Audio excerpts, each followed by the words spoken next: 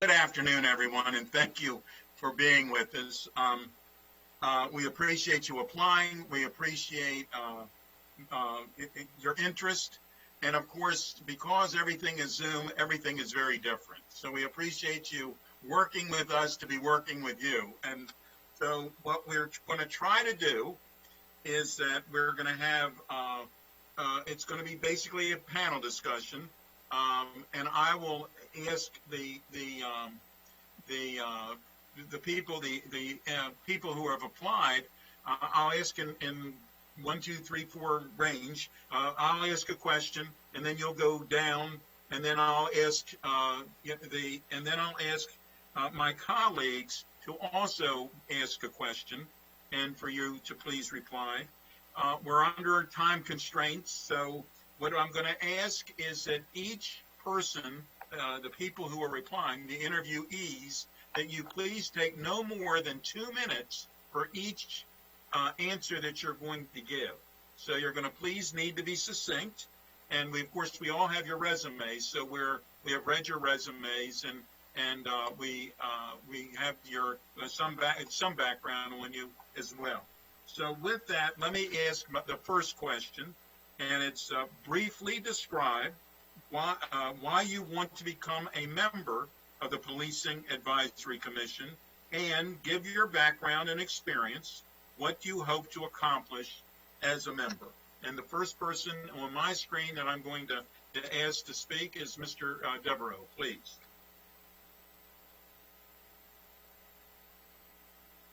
There you go. Thank you so much. Good afternoon. Hope everyone can hear me. My name is Eric Devereaux. I am a resident of Silver Spring. I've lived here for 20 years. I am a professional policy analyst. I'm an independent consultant. In my third career, I taught policy analysis at Carnegie Mellon for 8 years, and I ran a scientific society for the public policy research field for 11 years before becoming a consultant.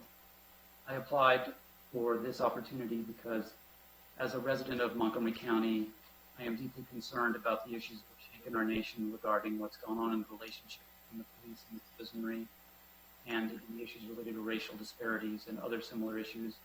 We've had these problems in the county. Even in my neighborhood, we've had these problems.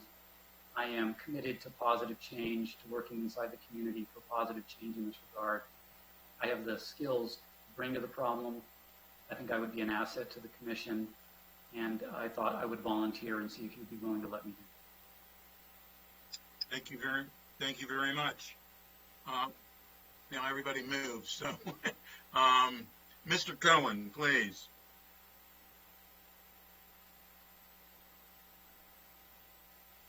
Muted.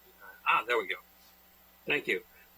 I've been a county resident since 2002, having moved here from New York. I've been involved in policing over the years. I'm a former certified New York State peace officer. I've been involved with the Montgomery County Police in the Citizens Academy, and was president of the Citizens Academy Alumni Association for 8 years. Currently on the board of directors and executive committee of the Leisure World of Maryland Corporation, and also serve as the chair of their security advisory committee. And Leisure World, as you may know, has its own internal police force of about 9 state certified special police officers. So I've spent a lot of time in the police area. I keep up with what's going on around the country, police-wise, and have done some research on issues that other departments are considering, and that's where I think this commission will find its niche in determining what the best things are that are going on around the country and trying to cherry pick those for the department here. Been involved with the council as well as I'm the vice chair of the Animal Matters Hearing Board at this time, I've tried to do everything I can to be a good citizen of this community. Thank you. Thank you. Ms. Branson.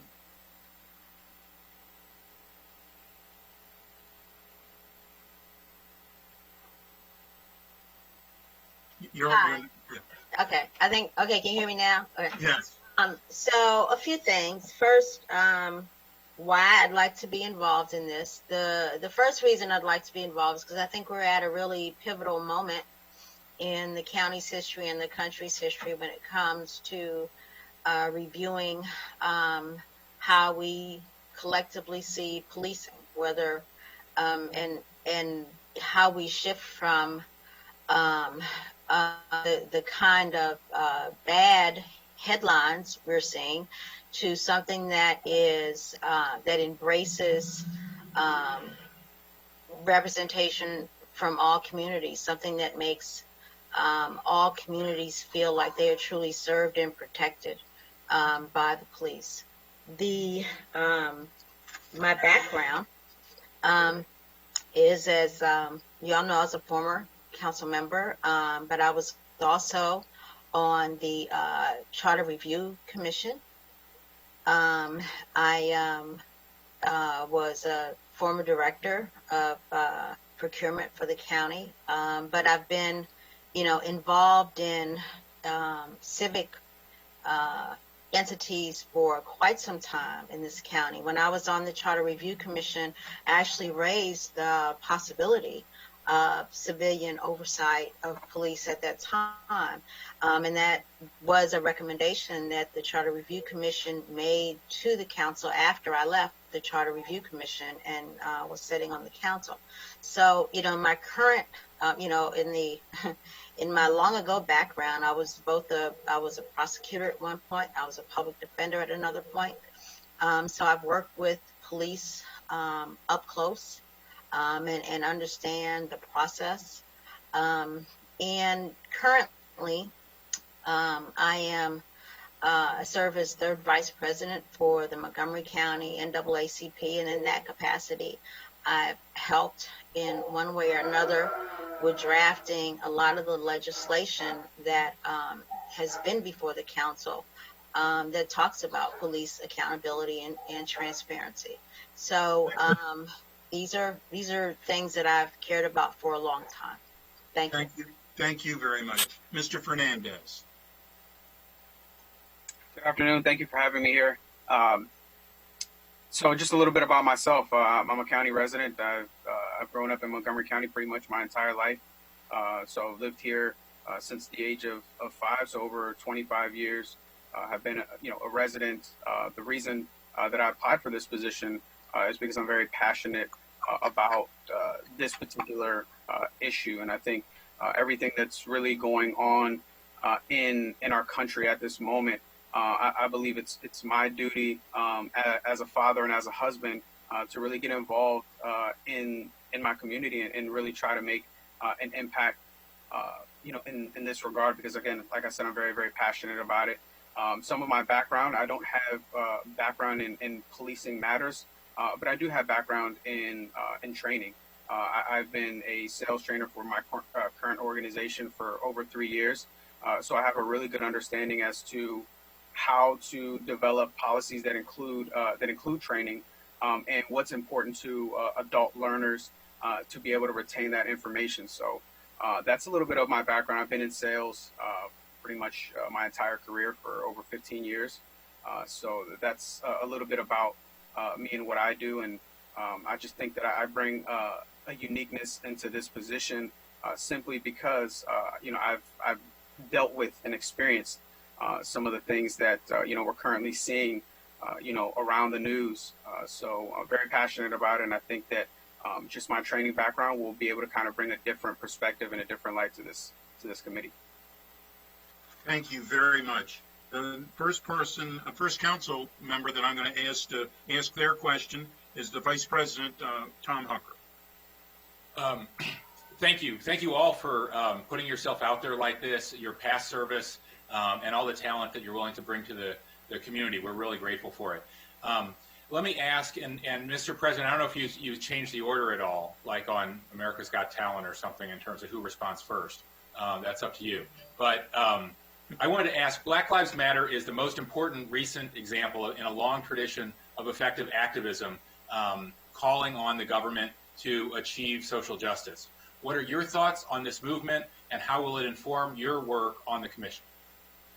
Well, now that you put the pressure on me that I'm like Howie Mandel or something, let me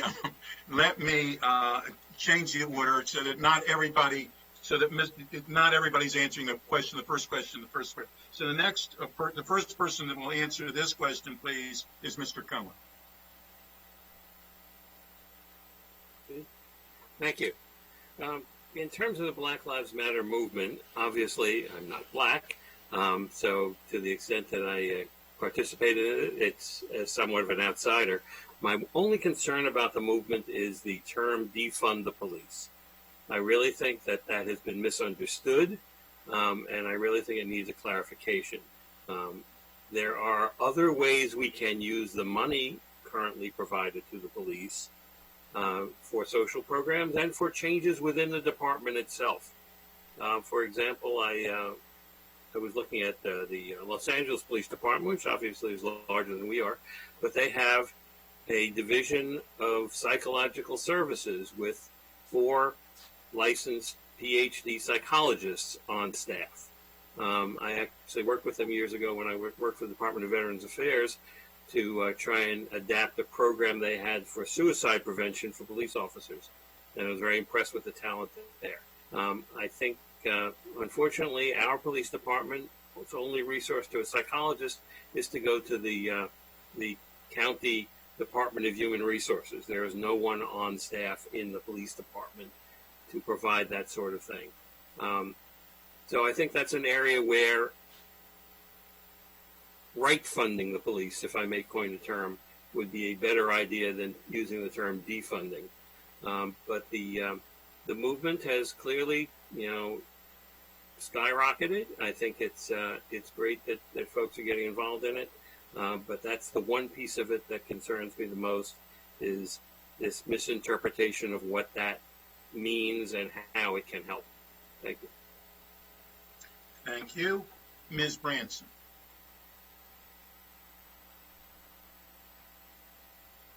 Yeah, thank you. So Black Lives Matter as a movement has an extensive agenda.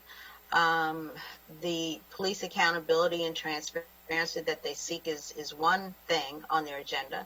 But, I kind of look at the movement as almost being the children of the NAACP, in that, they bring an energy and passion to a struggle that has been ongoing for quite some time.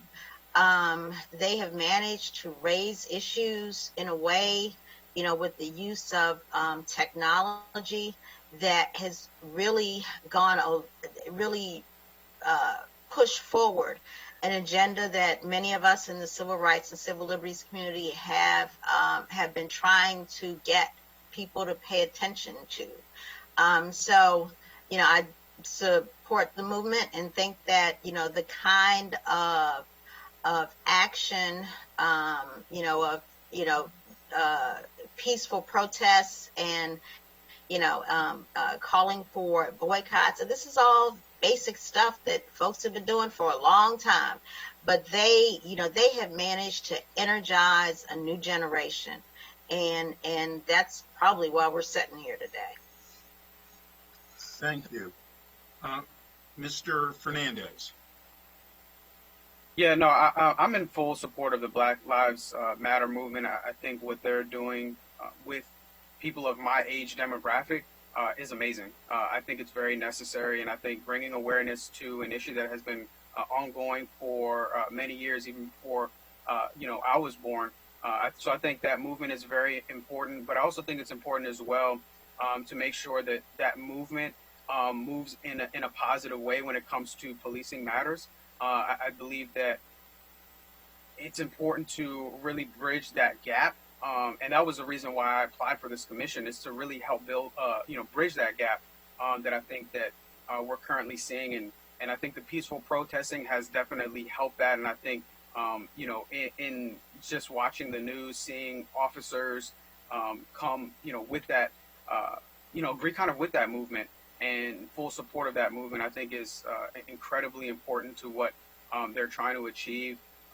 Again, I think this movement is great in energizing people of my age demographic, and even people that are younger than me. because again, I think it's very, very important that you know, people of color really get justice and really have really feel like they have a voice. And I think you know, this movement has done a lot of positive, and I'm excited to see what they'll do kind of moving forward. But I'm also very passionate about making sure that that movement moves in the right direction with really bridging that gap between police officers and the community. Thank you. Mr. Devereaux. I spent 22 months as the Director of Research and Evaluation for the Center for Urban Families in West Baltimore, located only a couple blocks off the epicenter of the Freddie Gray unrest, in a community that simultaneously is experiencing incredible economic and social challenges, and also, quite frankly, is a police state. And that future could happen to any community, and that's what Black Lives Matter has really brought to the front for me, is wanting to be in a country that is not a police state, and being committed to supporting all efforts to make sure that we don't live in a police state, and that what has happened elsewhere doesn't happen in Montgomery County, and that we make sure that doesn't happen. People like myself don't really understand what it means to live in a police state because they've never been subject to the actions of a police state because of the color of their skin. But I see it all around us, and I see troubling signs in Montgomery County. For example, in the 20 years I've been here, I think 80+% of all police stops I've seen on the side of the road have been of people of color. This community that doesn't have that level of diversity, right? It's not 80% people of color, but they've been clearly targeted for police stops. And it just makes me deeply concerned because that narrative leads down a very bad road toward part of the population feeling the police are not here to help them. The police are here to harass them, to push them around, to use power just for power's sake. So Black Lives Matter, to me, has really brought this out to the forefront of the entire country, but it's just a warning flare above our own county about the kind of world we could live in if we don't take these matters incredibly seriously. And everybody, people like myself, people who are not like myself, put our oars in the water and work really hard to make sure that this does not happen. I don't want to live in a police state, and I don't want my neighbors to live in a police state. Thank you. The next question will be from Councilmember Albornoz. Thank you, Mr. President. Thank you all so much for your interest and passion. Your resumes are extraordinary, and one of the great things that makes Montgomery County so strong is our strong civic activism. So I just want to thank all of you for your willingness to step forward. And I'm proud to have joined my colleagues over this last almost 2 years now in trying to increase transparency and build community trust. And as we learned last year under the leadership of Councilmember Navarro when discussing community policing means different things to different people. And so I'm curious as to how you personally define community policing and what it means to you.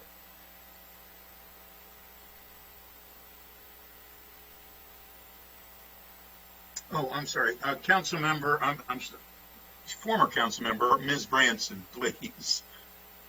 Thank you.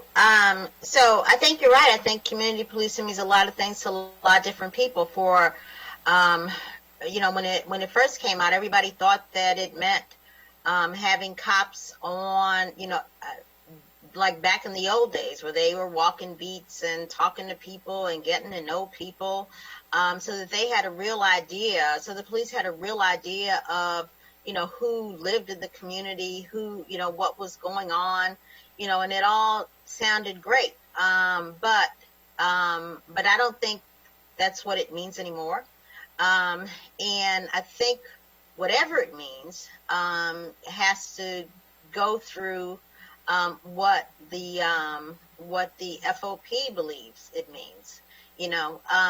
At this point, I really think community policing has become little more than a catchphrase, that it doesn't have an assigned meaning, that it is not just routine patrols.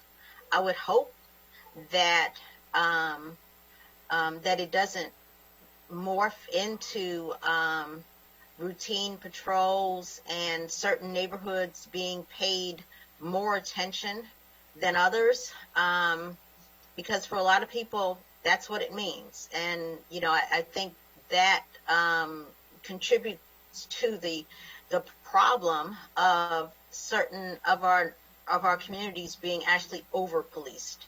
I don't know what community policing means anymore. I know it doesn't mean the cop on the block who gets to know the merchant and the kids, who as they are walking home from school like it was when I was a kid.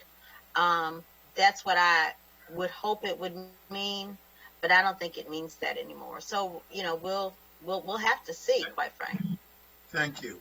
Mr. Fernandez.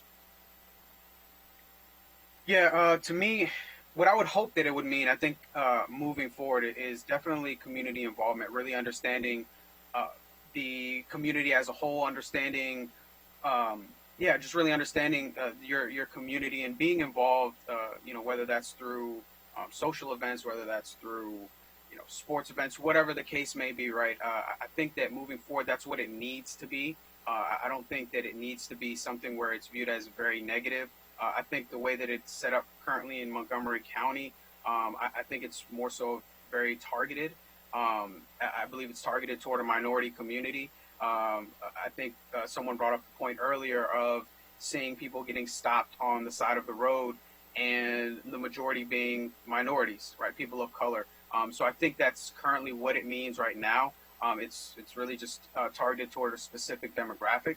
But what I think it should mean moving forward is really just community involvement, the police really understanding who lives in that community, what types of services they really need, and not to over police, and to really be smart about how they go about interacting with the community. Because again, I think that's the biggest gap that we see, not just here in Montgomery County, but I think as a country, we really see that the police are looked at as people who are supposed to really enforce laws only on a specific demographic. But I think that it should be really there for the community, being involved in the community, really understanding who your officers are that are policing your community to really, again, kind of bridge that gap. So moving forward, I think that, it should mean, police involvement within the community and really understanding the people that live, within your territory. Thank you very much. Mr. Devereaux. So Montgomery County is a large, sprawling complex of places for which the traditional understandings of community-oriented policing don't apply well. That's one of the reasons why this commission is going to need to really drill into what are the different types of alternatives that have been proposed, and do they transfer well here. A community-oriented policing concept, and coming back strongly because of attention to Camden, New Jersey in particular, has always been situated in more compact communities. Basically, small cities is the model, or maybe even large cities. Montgomery County is a very complex place. For me, the concept of community-oriented policing in this setting is that the police should be part of a network of government-related services that are all seeking the same outcomes together and working together on behalf of the community to get to those outcomes, and not have their own separate goals. So community-oriented policing for me would be getting the police to be part of the common goals that are established for the county through its government, and to pay attention to those goals and what contribution they can make to achieving those common goals on behalf of the community. And not say the police are over here, social workers are over here, the housing agencies over there. It's all got to be seen as a holistic government that is seeking to achieve goals for its citizens, and the police have a role to play. Thank you. Mr. Cohen. Thank you. I'm going to turn this on on its head, if I can, and that some of community policing has to be an understanding by the community of what the police are.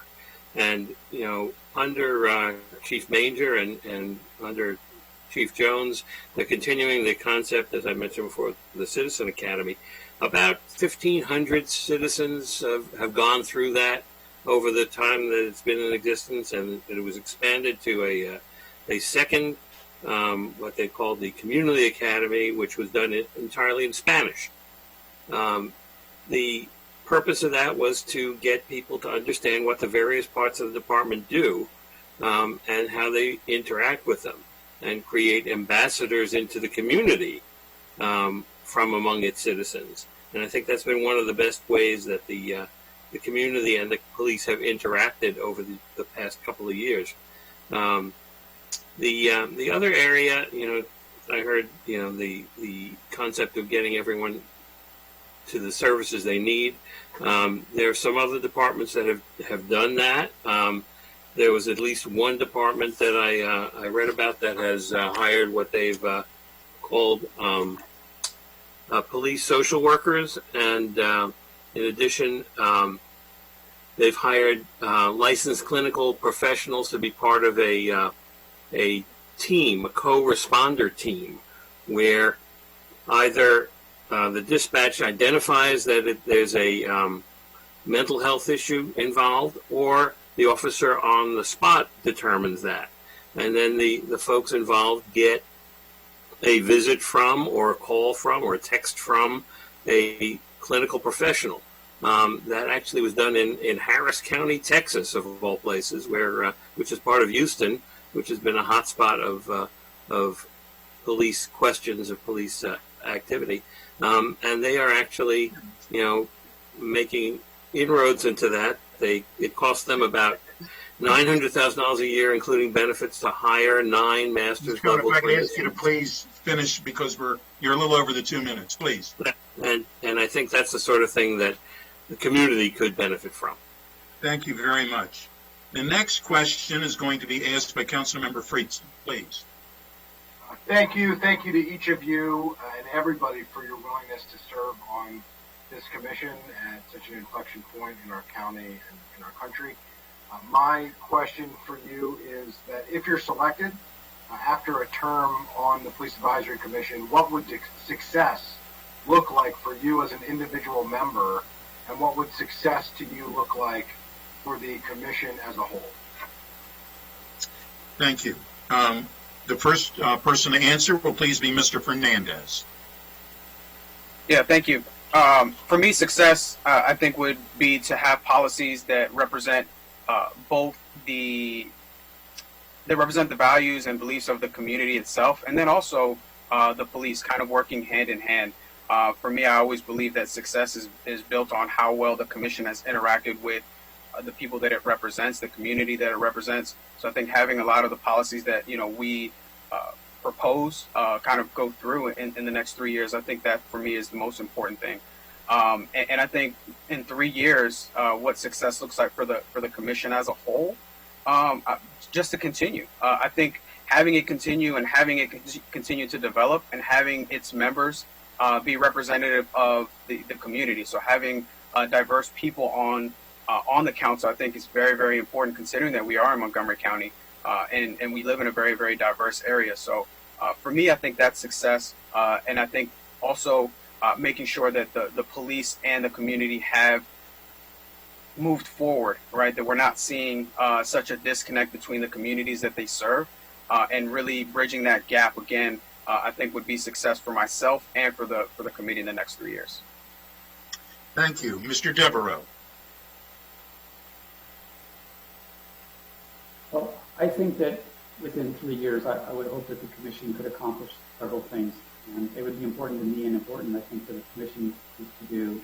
The first is to cut through some of the heat and dust and noise of the moment that our country's experiencing, and really drill into what are the issues that are specific to Montgomery County, and establish what those issues are. And second, to work through what are practical solutions to some of these problems that are going to work here, and to really be able to stand up and say these are going to work because they're appropriate for Montgomery County, and they've been shown to work elsewhere in places similar to this, and we have the resources to do it, and we have the buy-in, both from the community at large and from the police. As Terry Branson referred, a lot of things are going to have to run through the Fraternal Order of Police, and have the police buy in on this as well. And to have that list, be able to connect it to the issues at play, and be able to show that we work tangibly on solutions that relate to the county and that are realistic solutions. And unfortunately, many of the solutions that have been put out in the United States in the last year, different issues affecting the police, you can find really excellent research that's been done to show that those solutions have actually not worked. And so we don't want to be bringing solutions here just because they've been held up by others. We want to bring solutions here that we actually have trust will actually succeed, and serve the needs of the public and be worth the expenditure of public dollars on them. I'm hoping we can do that and be able to really tell that story to the public that we have achieved those particular measures in the 3 years that we had, and now we're ready to move on to the next things we want to tackle. Thank you. Mr. Cohen. Well, to me, the commission will be successful if its recommendations are well thought out and accepted by the council, and then through the council to the police department. For me personally, I hope to be listened to. You know, the 9-member group is pretty big, and it's hard to get things done by committee, as you all know. But I think that there are a lot of good ideas out there, many of which have been proven. I don't want to disagree with Mr. Devereaux, but I think there have some solutions that have been proven around the country that could be adopted here. And I'd like to believe we pick the best ones, and hopefully get some cooperation from the union in preventing them from actually stymieing the progress that might be made. And I would hope at the end of 3 years, people will say this was a good idea.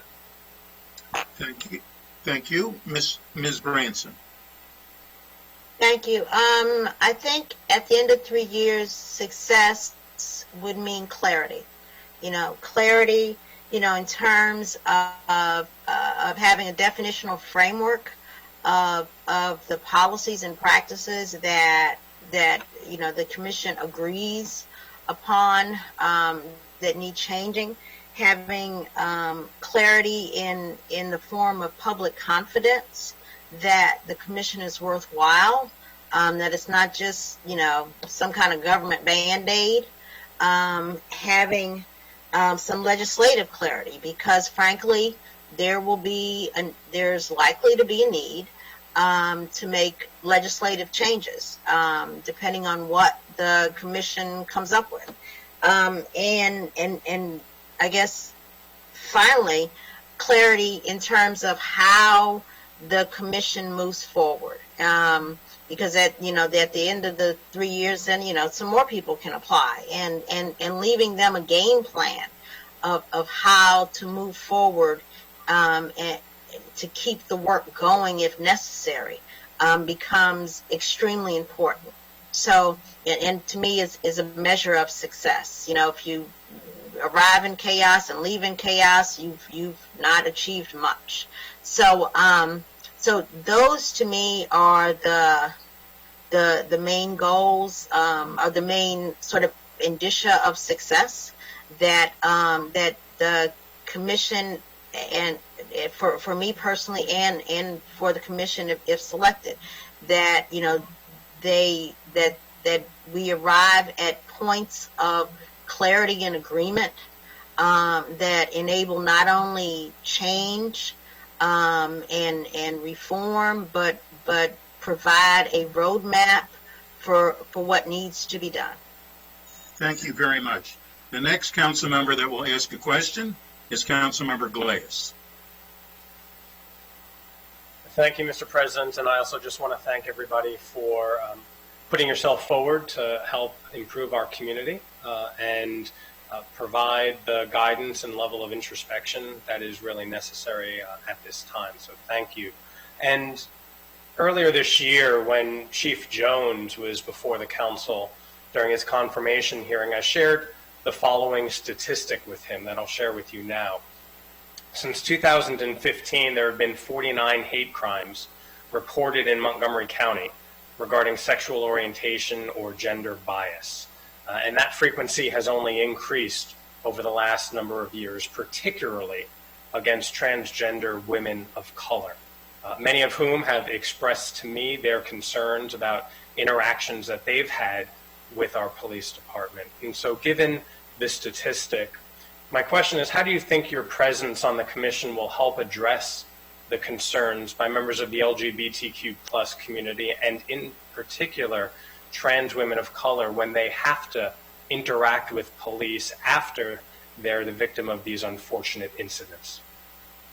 Thank you. The first person to answer the question will please be Mr. Devereaux.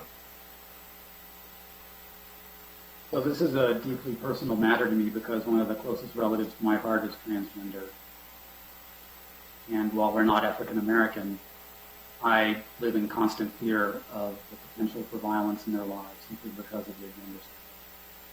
And walking through the process of a gender transformation for a relatively young person over the last 2 years has been really an eye-opening experience. And through that, into the entire community that they interact with. And I have very close members of my family who are also gay and lesbian. So none of these issues are even vaguely remote. And the issues of violence you raise are absolutely terrible. And I am deeply aware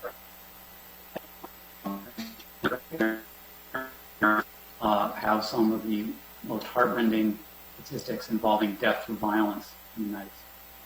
So I don't find these to be abstractions. They're deeply personal. And I just hope that whatever else we can accomplish in Montgomery County, we can try to do everything we can to make sure that the most vulnerable members of our society are always as protected as we can make them be, and they don't end up dead just because of who they are, which is just truly unacceptable, whether it's because of the color of your skin or your sex or your gender or your sexual orientation. These are not acceptable reasons to end up dead.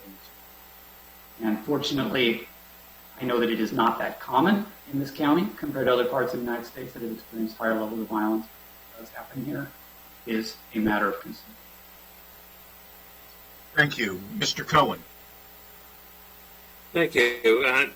Since my son came out about 3 years ago, I've been very involved with him in the LGBTQ community.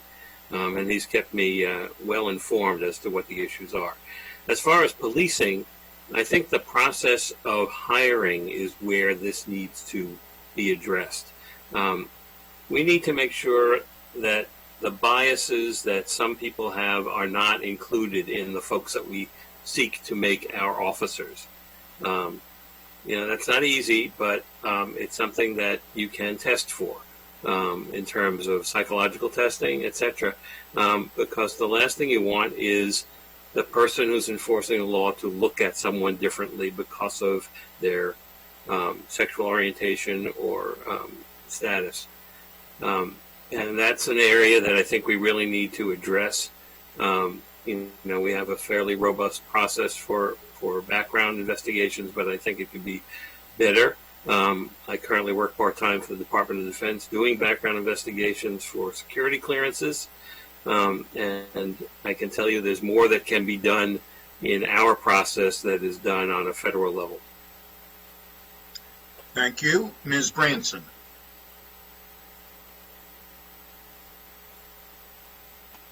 Hi, sorry. So I think this question raises a few different things. One is how transgender and members of the gay, lesbian, and queer community interact with the police, how comfortable they may feel in reporting problems. The second level of concern is how comfortable they may feel in filing complaints regarding the police and how they've been addressed and dealt with. And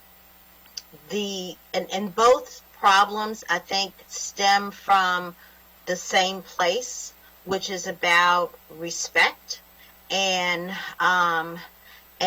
assuring that every person who interacts with the police can feel as though they are heard, that the police are there to serve and protect them. I totally understand what it's like to be afraid to file a police report. I get that. And I think that's a part of the problem, whether one is gay, transgender, whether one is black or Latino. The fear of approaching the police is a part of the problem. And nothing changes. Nothing changes if people cannot feel as though the police are there to protect and serve them. No matter who those people may be, no matter what package they come in as human, they have to feel as though they are there, that the police are there for them too. And that has everything to do with the policies and practices, the implicit bias. There's a whole range of things. I'm going to stop talking. Thank you, Sydney. Yeah. Thank you. Mr. Fernandez. Yeah, thank you. This particular issue is very important to me as well. In my current role with my organization, we do a ton of bias training, and I'm actually in charge of facilitating a lot of diversity and inclusion training, just to have the new hires that come into our organization really understand how we function as a company. So I think that's something that we need to do similar with our police department. We need to have a very extensive bias training, so that way they can really understand the needs of the LGBTQ community.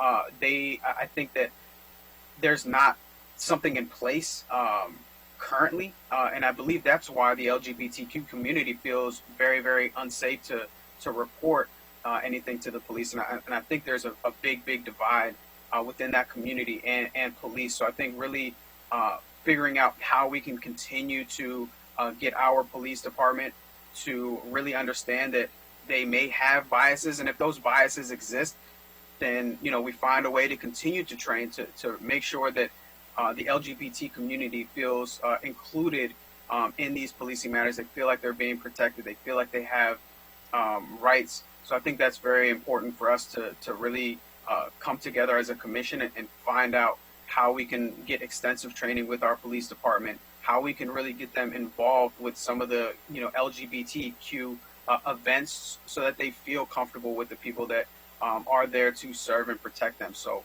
I think extensive training is what we need to do. Thank you very much. The next council member to ask a question will be Councilmember Jawanda. Thank you, Mr. President, and I want to thank each of you for applying for this very important commission at a very important time in our history. So thank you for putting yourself forward, and congratulations on making it to this point. We vest in our police significant powers, the power to deprive residents of their liberty, to take life in certain cases in the defense of others or themselves and in the common good.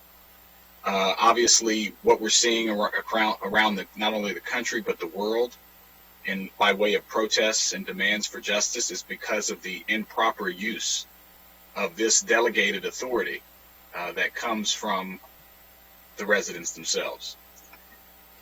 And while Montgomery County has been regarded as one of the better departments in the region and in the country, we are not without our own issues, including the deaths since 2011 of black men such as Robert White in 2017, Fanon Burhay, 2018, sorry, Robert White, Fanon Burhay and Emmanuel Okutunga, or the use of force by former Officer Morris at the McDonald's in Aspen Hill, where he was convicted of assault for kneeing the head down of Mr. Esposa into the ground, causing him to bleed.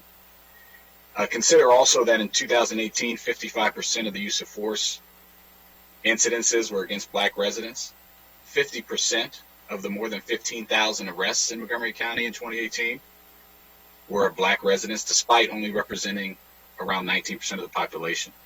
So in light of some of this information, my question, in your opinion, is the institution and system of policing itself racist? And if so, what does that mean to you? And how so? How is it racist? And if not, why isn't it? And if you could explain your answer. Thank you. Mr. Cohen, please. I don't think you can call the entire institution racist. There may be racist individuals who are members of it. But I think part of the problem that we see in terms of arrests is the way we incentivize activities by officers. Early when I was involved with the Police Citizens Academy, I did a ride along with an officer at night. And one of the things I learned was that officers at night, if they issue a ticket or make an arrest, they go to court during the day on overtime. They are incentivized to make more arrests and issue more tickets. Whether the minority community is more likely to be driving during the night shift, I don't know. But certainly the incentive to make more arrests or issue more tickets rather than just giving warnings where it might be appropriate is an area that needs to be addressed in terms of the way we do police work. The other area I think we need to look at is the less lethal ways that the police can interact with folks. The idea that you have to shoot as opposed to tase or some other methodology of subduing someone is a bit archaic at this point. So I don't think the institution itself is racist. We do have some racist individuals, and again, that goes back to the selection process, as I mentioned before. And I really think that's something that needs to be addressed. I once heard a saying that you can't train racism out of someone because it wasn't trained into them. Thank you. Ms. Branson. Hi, thank you. So it is the institution of the police in law enforcement racist? I think the answer is yeah. If you do a disparate impact analysis, it's kind of hard to understand how the population can be 19% and the arrest can be over 50%. You have to ask yourself, is that discriminatory impact? What does it mean? And I think what it means is that there are policies and practices in place that reward certain types of enforcement activities.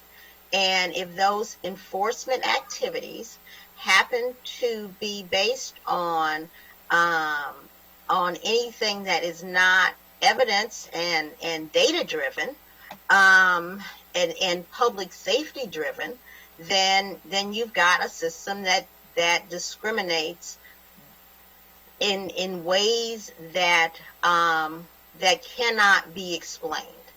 And when you discriminate in ways that cannot be explained by evidence and data, then I think it's fair to assume and to conclude that what you have is racism. Thank you. Mr. Fernandez. Thank you. So as an institution as a whole, I do believe it is racist. I think if you look at the definition of racism, it's prejudice and discrimination. And me personally, here living in this county, being a resident of this county for over 25 years, I have been impacted by that racism and by that discrimination. I'll give you a quick example. I was in a parking lot at a CVS dropping one of my friends off to pick up diapers for his young child. I had a police officer approach me, told me to step out of the vehicle, searched my vehicle, had me in handcuffs, and told me to never return to that area. This was in Olney. And I had not committed a crime, was just literally in the parking lot dropping off a friend to pick up some diapers, and I was approached and told to get out of a car and put in handcuffs in that shopping center, completely innocent of any crime. And so for me, I do think I do think the institution as a whole does discriminate. I believe that they're also incentivized to do that. And I believe that the officers that, may not be racist or may not practice, or not even practice, but may not be racist in general, I think that there is certain things in the certain code that allows them to not intervene and allows them to enable that action and those things. So I think as a whole they are, but I believe that's where we come in and we really try to figure out what the root cause of it is, and really try to discuss some policies and trainings that we can put in place to really, again, help bridge that gap within the community, because I think that the institution is failing its community as a whole, and it's because of that. Thank you. Mr. Devereaux. the police don't operate in isolation from the society in which they're embedded. We're having very deep and painful conversations. Mr. Devereaux, your audio is not as clear as it should be. If you could please start over, and I'll start your timer, please. Sure. Sorry, is this any better? Yes. The police are embedded in a society, and we're having very painful conversations in this society right now about the presence of racism in this society, which is a legacy of a very dark history that goes back hundreds of years. And when you see police forces behaving the way that they have been shown to behave in different parts of the country that we all look at and are frankly horrified by, it's a reflection of the society around them and the signals that that society has sent them about what we actually want them to do. And so this conversation has to look at the police in that context, not try to isolate the police and say, are the police racist? The fact is that the consensus that's building in this country is the country has a racism problem across the board. And it's really deep-seated. And there's very disturbing works you can read. The Color of Law by Richard Rothstein is basically the top of the list, how state-sanctioned violence and economic discrimination pervaded the United States after the Civil War to the present. If you put communities in a bad place, economically and socially, then they will engage in behaviors that become optimal for policing. And if you build prisons in which you have a financial incentive to put people in order to fill those prisons, then this system works perfectly because you create a community-to-prison pipeline. And these are the types of issues that as a society we have to break away from. And this commission can't do all of that, but it can certainly look at the police in that context. So it's not that the police are necessarily any more racist than society around them. They are a reflection of the society around them. I don't adhere to the bad apples theory. I adhere to the bad barrel theory. You put apples in a bad barrel and they will go bad. And this society as a whole is having trouble with its barrels. And we need to fix it. Thank you very much. The next council member to please ask their question is Council Member Navarro. Thank you very much, and I really do appreciate all of you agreeing and applying to this very important commission. I have really enjoyed your answers. So as you all know, we spent all of last year working on our racial equity and social justice law because we do need to put in a structural framework to hopefully begin the very important work of dismantling all of the institutionalized structures that have led to where we are today. And those do address many of the issues that you have spoken about that affect and feed into a lot of the disproportionality and the inequities and the racism that we experience. Montgomery County is definitely a microcosm of the country and the world, right? Of the 5 councilmanic districts for our majority of color. We have 157 countries represented at MCPS, 150 languages spoken at MCPS. So in terms of the work of this commission and the conversations that we're having about reimagining policing and public safety versus policing, if you are appointed to this commission, what would be the top 3 things that you will look at immediately that would address these issues, taking into consideration the complexity of our county vis-a-vis its demographic makeup? Thank you. And the first person to answer the question will be Ms. Branson, please.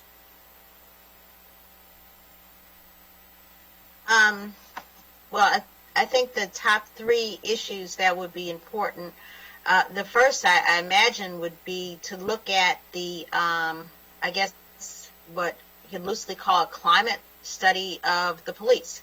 You know, what is it, what kind of, you know, surveying can you do amongst the police to really get to understand what sort of incentives, biases, etc. they have, what's their feeling about the jobs they do, about, you know, the equities involved. I think that will be a very helpful place to start, because that, you know, that can at least give you a baseline of you know, what you're looking at. The second thing I think is important would be to look at policies like the use of force policy, which is, you know, definitely begun with the legislation you all introduced last week. those kinds of policies are important to look at, how they impact different groups of people. And the third thing I think would be to really examine who gets arrested and where, because I am really concerned about the demographics of the arrest statistics in this county. It's not, because when it comes to achieving a more perfect place, I can assure you that that having an arrest on your record, even if there's no conviction, really mars one's life. And so that's the thing that I think helps to bring about long-lasting change. If we start looking at who gets arrested and the equities of those practices. Thank you. Thank you. Mr. Fernandez. Yeah, I think the three most important things, the first one for me is training, is really understanding what type of training the police receive when it comes to just like diversity. What kind of bias training are they receiving? What are what do the background checks really consist of? I think that's really important to really moving forward and understanding how we can really make an impact with our police within our community. The second thing that I would say is extremely important is really getting an understanding as to how the police are involved in their community. What policies and procedures do they have in place to be involved when they get hired and say, hey, this is your district that you're going to police. Really understanding what they know about that community and really getting a good understanding as to what training they received prior to being assigned that particular district or that particular community. And then I think the third and final thing that we need to look at is really review definitely the statistics of who is getting arrested.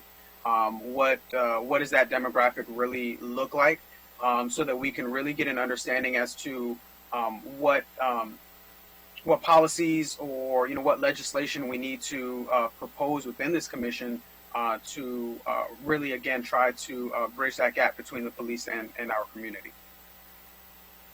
Thank you. Mr. Devereaux.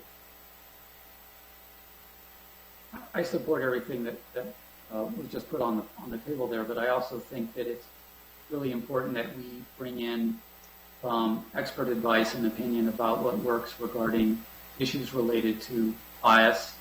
I was unhappy to read in the Washington Post a couple weeks ago their 5 myths about policing, in which they said that efforts to deal with implicit bias through training around the United States with police forces had basically proven to be a failure. I want to know more about that. I want to understand why it failed. I want to understand what the alternatives are to that. But it was distressing to read that because I know lots of people that have held on to that as a hope that we can actually produce some substantive change to that approach. I also think that it would be important for us to looking at different communities in the county and how they feel about whether or not their public safety needs are in fact being met by the police. That is, they have public safety needs. They have concerns about their security. They are sometimes subject to property theft, to violence. How do they feel about their ability to get the service that they would like to see from the police force in order to offer them the benefits that they've come to expect? And I think that's incredibly important. We have a sense of what the community actually thinks and feels. As much as I do want to understand what the police are thinking and how they're trying transparency about what police in Montgomery County actually do on a daily, monthly, quarterly, and annual basis, so that those statistics are available for everybody to see at all times. And that they are, the COVID-19 dashboard has been a real eye-opener that the county has done. I don't see why we can't have dashboards for almost everything, but the citizenry can easily access what is going on with all of the things they're paying for with their taxes. And this is a piece of it, and the more transparency, I think, the better. Thank you. Mr. Cohen. Okay, let me reiterate. I think the top one of my 3 is the selection process and weeding out the individual who has a bias before they get into the department. For the second, I would agree with Mr. Fernandez. There's a need for training, but you can't train someone who's already got biases. So I think we need to address that second. The last one is in terms of the image the department has with people. And this, I fear you'll view this as cosmetic, but over the last 20 years, I have watched police departments look more military. Even in the county here, where we went from the tan uniforms to blue uniforms to black uniforms. And they aren't even good to wear at night. You can't see them at night. But that decision has been made around the country in almost every department to go to this more militant look. And I think that sets up an interaction between the public and the police that is unnecessarily negative. And I would, take a look at the court security officers in the federal courts who are employed by the U.S. Marshal Service. They wear blue blazers and gray pants, and they're just as effective as anybody else. So I think we really need to look at that whole militarization, not just in equipment, but in just the look of our department. Thank you. The next council member to ask a question will be Councilmember Rice. Well, thank you very much, Mr. President, and thank you to all of you for applying. I really appreciate your answers so far to this point. We can't ignore legitimate concerns and criticism that students and other members in the school community have about all forms of law enforcement and their presence in our schools. But understanding that students who bring guns or knives to our schools, like what happened in my daughter's middle school, or those who bring large amount of drugs into our schools can get arrested by police officers, regardless of whether they are stationed at a school or not.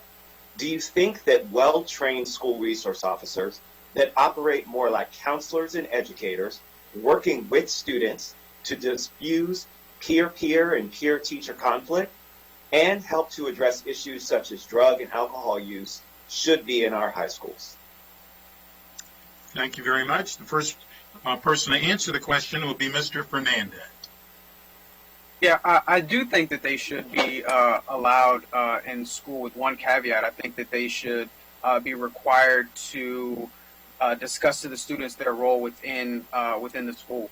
I think having the students understand what exactly that they're there for is good, and not necessarily just to assume, right? Because I think it wasn't that long ago that I was in high school, and I remember seeing police officers, and people were frightened of the police officer, right? And I think that by having that police officer in that school and to really discuss and be transparent about what he's there to do, or what he or she is there to do, what their role in that school is, I think will go a long way in really eliminating some of that fright, some of that fear that I think a lot of students really have in regards to having a police officer in their school. And I think that in general, we all have this assumption about what police do and what their roles are.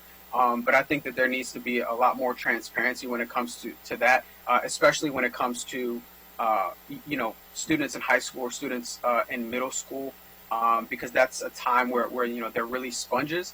And I think if they can really understand that at a younger age, when they are, members, they're members of the community now, but when they're a little bit older, they're able to really, again, have a really good understanding as to what their role is, what the police's role is in society. And I think it can really just kind of bridge that gap that I think that there is and that we're seeing across this country. So I would say yes, but that there has to be that caveat of being transparent and really having the students understand what that particular officer's role is in that school. Thank you. Mr. Devereaux. Just aspirationally, I would like us to live in a world where we don't have to have police officers in the schools. It's just something about our world that's just unbearably sad right now that this has become the norm. I also think that we're going to find through the work that the Commission will do that you cannot ask police officers to do social work. It's just not something that's reasonable to expect. They have the right, as Councilman said, to use lethal force and to take life, and that is not commensurate with being a social worker. You can't go both ways. We have to. I think I would prefer to find ways that other individuals in the schools, issues that were discussed just now regarding the potential for violence and conflict within the school, issues related to drug use, other negative behaviors, being delegated to those who are that the students would welcome. And I just doubt that there's any circumstance under which a police officer is ever going to be able to cross that threshold in a Montgomery County high school. I just don't see it happening. I have close friends who work in the side of Montgomery County Public Schools that deal with school discipline and enforcement. I've talked to them extensively about this. And I just don't think this is the right way to go. The right way to go is more social workers that are directed toward the needs of the school students, not more police. And to transform themselves into social workers. That's a very difficult thing to ask a police officer to do. Thank you. Mr. Cohen. I want to go back to something that Councilmember Navarro said about the amount of diversity in our school system and the need for cultural awareness training for an officer who's placed in the school system. One of the first experiences I had with the public school system was when one of my son's classmates, a young lady who was an Eastern European immigrant, was expelled under a no tolerance policy because she had a piece of cheese, an apple, and a small paring knife in her lunch. That was very typical of where she came from. That should not have been a expulsion. That should have been counseling. I was also privileged to join a conversation that Mr. Jawando ran with the Democratic Club of Leisure World a few weeks ago, where State's Attorney McCarthy said he's not prosecuting any small marijuana offenses. Equally, a possession of marijuana in the school should be a conversation with the parents, not with the police. So I think we need to take a look at what it is we're enforcing in the schools. Yes, we need to keep guns out of the schools, but you do that by hardening it, not necessarily by having an armed officer. But there is a certain amount of cultural sensitivity training that needs to take place if you're going to put somebody in a law enforcement capacity inside a school building. Thank you. Ms. Branson. So I think the whole SRO issue is really the reveals people's concerns and implicit thoughts about law enforcement sort of in a nutshell. I think a lot of parents look at SROs as the people who will help keep their kids safe in the schools, and others believe that the SROs are part of the school to prison pipeline. My concern with SROs is that there does not appear to me to be a sufficient amount of training for the SROs, but more importantly, far more importantly, as a part of this overall debate, is where we're spending our money and how. It really makes a lot more sense to me to have counselors and school psychologists and people who are actually trained, social workers, people who are actually trained to help kids who find themselves in a difficult place. To me, that's the role of the schools. It doesn't make it. Fortunately, I didn't grow up with police in my school, and I would hope that we can help young people with their feelings of safety without using law enforcement resources, which are really needed other places. Thank you. And the last question will be asked this evening, will be asked by Councilmember Reamer. Thank you all for applying. I want to thank my colleagues for supporting this legislation, which I think is so timely now, and I'm really excited that we're proceeding to name this commission.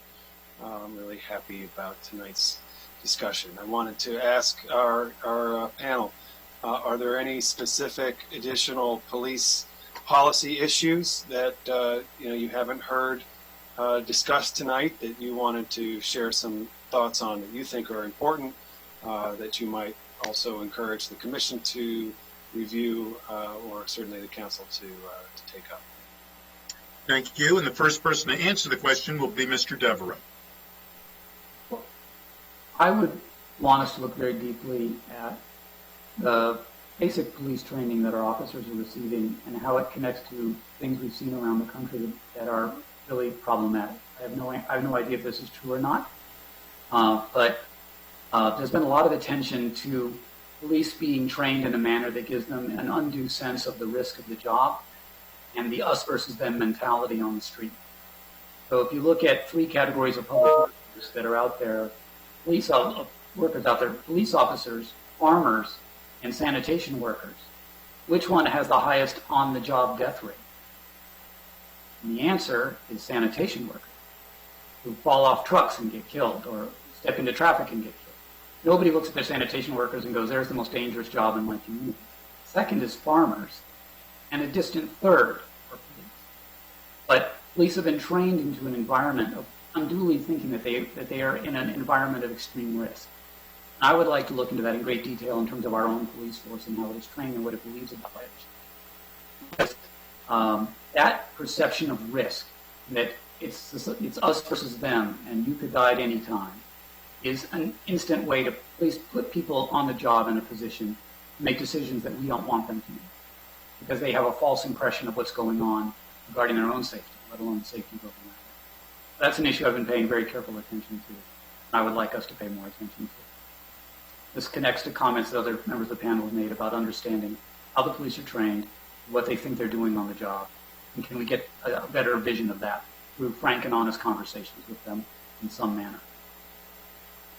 Thank you very much. Mr. Cohen. Yeah, the one area I'd like to talk about again is police hiring. Pre-COVID, we were seeing the lowest unemployment rates ever. And as a result, we weren't seeing a whole lot of applicants, or at least not the kind of number of, 20 applicants for each position on the department. Hopefully, we'll be back to that someday. And if that's the case, we need to find a way to incentivize people, qualified people, to join the department. Some of the other research I've done shows in Massachusetts, they went beyond what we currently have. We have an intern program now in the police department that is basically a way to get college credit. In Massachusetts, they've actually created a program where it's almost the equivalent of the ROTC. They actually incentivize people to consider joining the department long before they even graduate, and in fact giving them stipends and a hiring bonus when they come on board, so that we can get better candidates and do that at a time when we're back to not having high unemployment and folks just reaching out for a job. And that's an area that I would like to explore with the department. Thank you very much. Ms. Branson.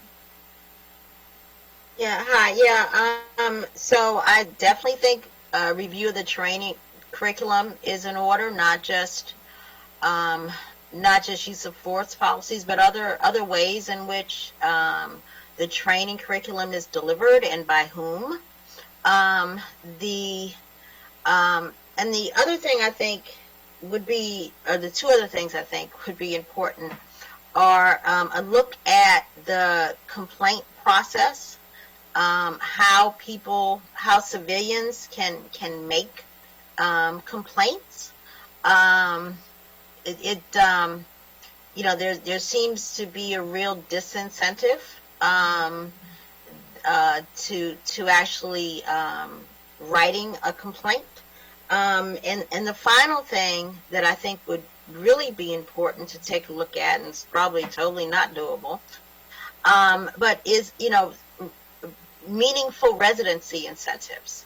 I think I'm just naive enough to believe that if you live in a place and you regard it as home, then your attitude about that place and the people in that place changes.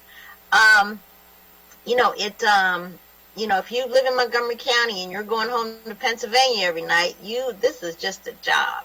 And so, I think it would be really worthwhile to examine whether some sort of residency incentive could be possible. So those are the three things I think would be helpful. Thank you very much. And Mr. Fernandez. Yeah, thank you. I think the council has done a great job of bringing us, these questions, and I think we've covered a lot in this past hour. But something that I would definitely like to see, to Ms. Branson and Mr. DeVoe's point, is really the training aspect, right? Really understanding how the police are getting trained. And I think also being transparent with the public in regards to how they're being trained, so that the public understands what exactly it is that police are trained on, and what's in there. But I also think on top of the training, there also needs to be accountability. I think in many organizations, training is looked at as just compliance, and it needs, and I think that needs to change from the top down. I think we need to prioritize training with whoever is in charge of the police department.